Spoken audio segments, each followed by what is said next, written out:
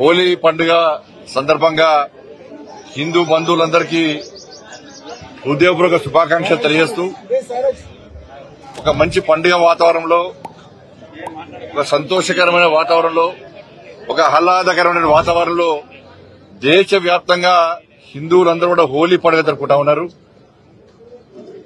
ఈ ఒక్కరోజే కాకుండా అన్ని రంగులు కలిసి అన్ని రంగులను జలుపుకుంటాము, రకరకాల రంగులను జలుపుకుంటాము.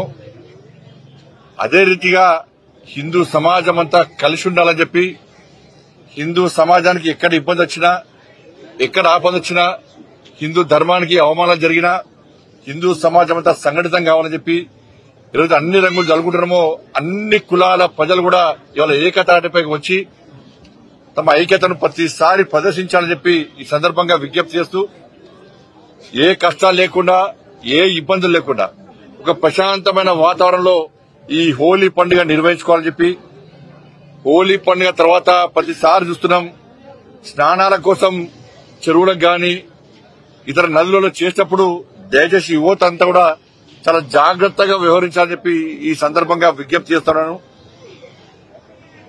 గాలి, నీరు, నిప్పుతోని మజాక్ చేయొద్దు మనం, అవి పవిత్రమైనవి.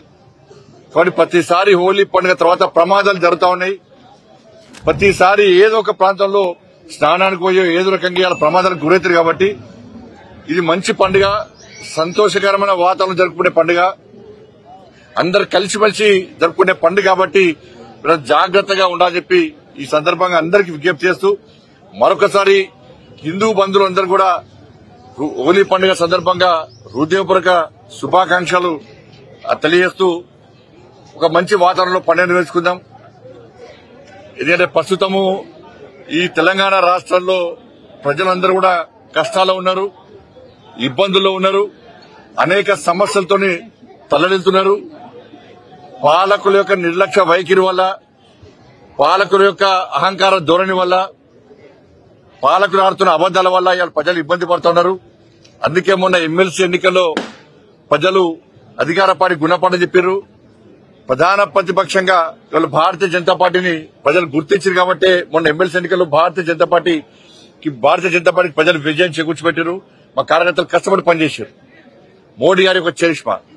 కాబట్టి రాబోయే రోజుల్లో కూడా కార్యకర్తలందరూ కలిసిమెలిసి ఉండాలని చెప్పి, సమాజం అంతా కలిసిమెలిసి ఉండాలని చెప్పి ఈ సందర్భంగా అందరికి విజ్ఞప్తి చేస్తూ, తప్పకుండా ప్రజలందరూ కష్టాలు తొలగిపోవాలని చెప్పి, అందరూ కూడా సుఖ సంతోషాలతో ఉండాలని చెప్పి, ఒక ప్రశాంతమైన వాతావరణంలో నిత్య జీవితం గడవాలని చెప్పి అటువంటి ఆలోచనను, అటువంటి శక్తిని, సామర్థ్యాన్ని ఆ తల్లి అమ్మవారు అందరికి కల్పించాలని చెప్పి ఆ తల్లిని వేడుకుంటూ మరొకసారి అందరు కూడా హిందూ బంధువులందరూ కూడా హోలీ పండుగ సందర్భంగా హృదయపూర్వక శుభాకాంక్షలు.